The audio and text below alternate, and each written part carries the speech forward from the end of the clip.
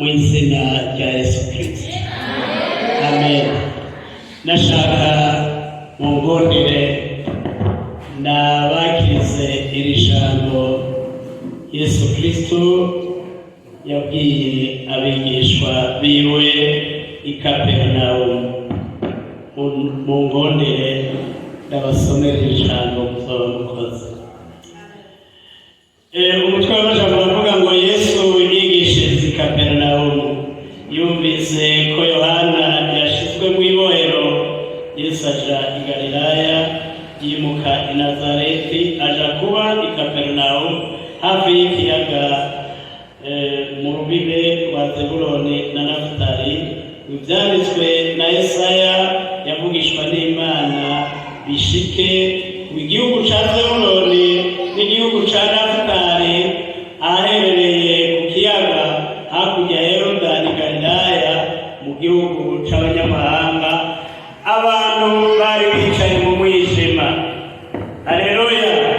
Abantu bari bicaye mu mwijima babonye umuco mwinshi, kandi abari bicaye mu gihugu c'urupfu no mu gitutu carwo, umuco urasiye kuri bo. Haleluya.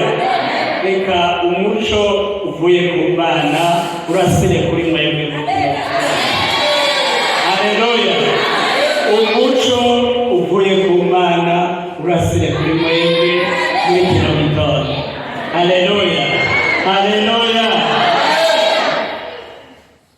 Guhera ubwo Yesu atangura kwigisha ati mwihane kuko ubwami bwo mw'ijoro buri hafi. Haleluya.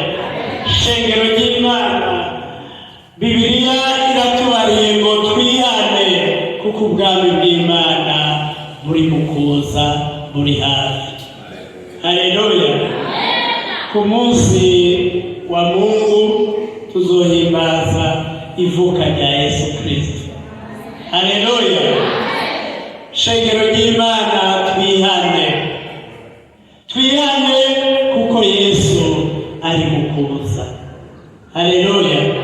Reka rero umwe wese muri mwebwe naje ndimo twihane, tumese impuzu zacu kujya tumesa impuzu, tukatwara agahugu keza mu isengero, abariko tumesura imitima yacu. Twihane kugira ngo Yesu Kristo azoshikire ahantu hakubuye neza. Haleluya. Umuco urasire muri twebwe, ariko natwe twiteguye. Haleluya. Iryo ni ijambo ry'Imana. Nashaka nakire ishengero, nakira abakozi b'Imana bose bari ngaha, baramutse ishengero. Abakozi b'Imana mwese muri ngaha muramutse ishengero. Amashyi menshi ku Mana.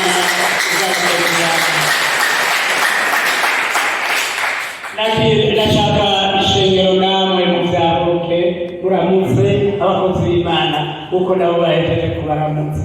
Ishengero muvyabuke, vyabuka muramutse abakozi b'Imana. Haleluya. Haleluya.